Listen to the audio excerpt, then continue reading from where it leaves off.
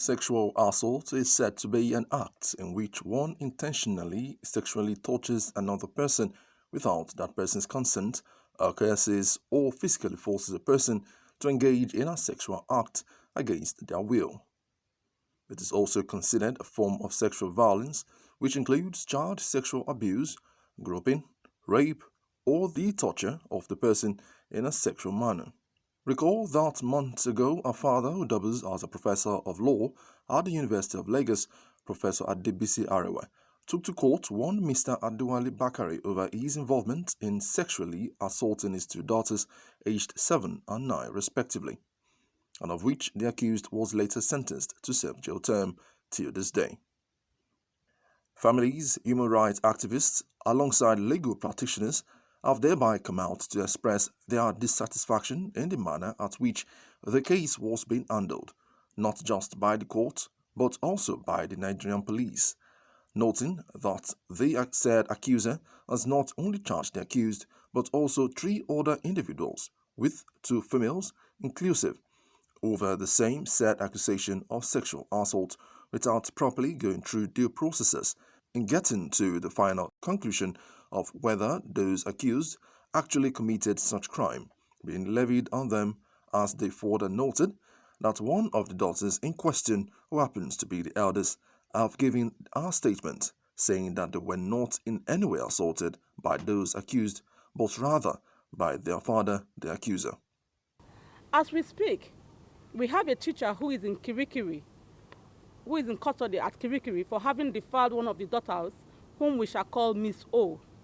And even though Miss O has confessed on 3 different occasions on video that she was lying against her teacher, one Mr. Bakare, she has also confessed to her classmates and even her principal that the allegation against her teacher were all lies, and she only said that because that was what her father wanted her to say.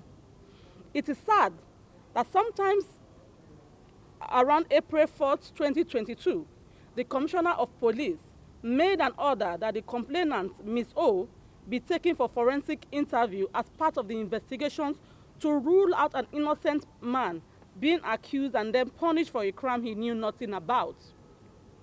The 20th of April was fixed for the forensic evaluation by Checheyara Foundation on the strength of a letter written by the police, but instead of exercising patience to see the outcome of the forensic interview, on the 19th of April 2022, just a day to the scheduled interview, the case was charged to court on an inconclusive investigation.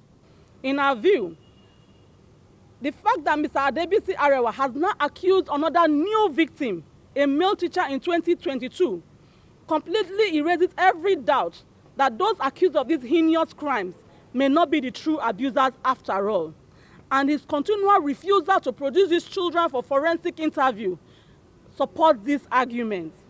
We therefore kindly request that Mr. Adewale be arrested forthwith by the police and prosecuted for obstruction of justice. A thorough investigation devoid of sentiment be made by the Nigerian police.